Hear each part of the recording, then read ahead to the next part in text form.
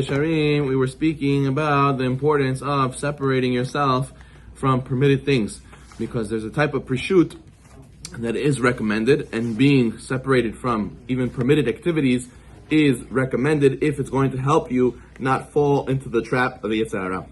We said, for example, someone who fasts is considered holy, even though he's allowed to eat kosher food, he's allowed to eat in general, but he holds himself back. He's working on himself. He's pushing himself to become a better person. Or like a Nazir, he's also considered holy from this, that he's allowed to have wine in general, but he holds himself back from having it. That's all considered appropriate preshut, appropriate abstinence, because he's working on his Yetzer Hara. So he gives examples. For example, derech mashal, ma'achal v'mishteh, regarding food and drink. If you make sure the food is 100% kosher, so there's no problem, it's permitted for consumption. But what does he do? Why does he stay back from eating too much? Why does a person abstain from food? He says it can help him because over satiating yourself can lead you to casting off the yoke of Hashem. What does that mean? Indulging in physical excess can lead you to forget Hashem, God forbid. As the pasuk says, right? Maybe your heart will be satisfied, and you'll come to everything you'll have will increase, and your heart will come haughty, and you'll forget Hashem. When everything's good, people forget Hashem. When they're poor and they don't have what they need, they're hungry, they come crying to Hashem. When they have everything they need, it's very easy to go and forget about Hashem. So a guy might abstain from food, overly eating. Why? Because he doesn't want to, God forbid, forget HaKadosh Baruch Hu. Or a person always drinks alcohol, always drinks wine. It's very easy to lead to immorality, God forbid. Or for example, person who always accustoms himself to satiate and eating and drinking, he eats high level food, he's always eating meat, he's always eating out, he's always living a lavish lifestyle. He says it's not necessarily asur, right? Because he's not doing anything wrong, he's not transgressing any sin. All the food he eats is kosher, all the wine he drinks is kosher, all the places he goes to is kosher. Problem is, what is he teaching himself? But if one day, God forbid, he doesn't have money anymore, or one day he's not able to go out to these places and eat this food anymore, what's going to happen? It'll hurt him. He'll feel the lack very strongly. He won't be able to focus and do his regular day. He's so used to it.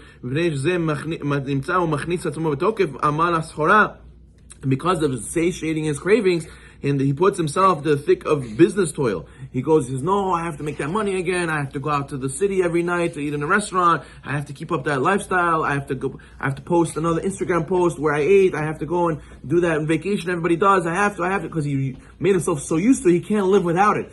If you could do these things and not get so used to it, and even if you don't have it, it's okay. And in general, it's a good rule to have when a person, buys himself luxuries. He cannot say to himself, this is important. This is important, but if I don't have it, it's also okay. That's the mentality a person's supposed to have. Well, it says the mitzvah train, but it's very dangerous to live that lifestyle. Why? Because what if you don't teach yourself that? What if you buy these luxuries and then one day you don't have them? You're not going to be able to function without them. You're not going to be able to say, it's okay, I don't have it. You're going to go crazy. You're going to tell it. The wife tells the husband, what is this? I used to drive this car. Now I have to go down and drive Toyota. What happened? You have to bring us back to Luxuries. You have to bring it back the Crown to its prior glory. I don't drive less than a Toyota, less than a BMW. Why are you making me drive Toyota? What's going on with you? What? Now you can't buy me a fancy coat. You used to buy me always fancy coats. Now I can't. I have to wear a regular coat. I have to go to Marshalls. What? I never go to Marshalls anymore. What is this? What's wrong with you? So a person, he goes and accustoms himself to doing these kind of things. So therefore, it could be that he'll hit a situation where he can't.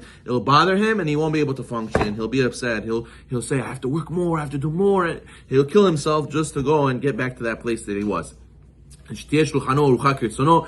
table should be set with all the excesses he wishes. And he got to the point where he could end up doing crooked practices. He could end up stealing. He says, what do you mean, Rabbi? I have to live that lifestyle. I have to have that car parked outside. I have to have that house. I have to go out to those parties. I have to keep it up. I have to do whatever it takes, Rabbi, to keep it up, even if it means stealing and lying. So therefore, God forbid, if you don't teach yourself, once you have these things, you don't teach yourself the right way. You don't teach yourself, this is not important. Even if I wouldn't have this one day, I could still continue. I'm still going to do whatever I need to do regardless.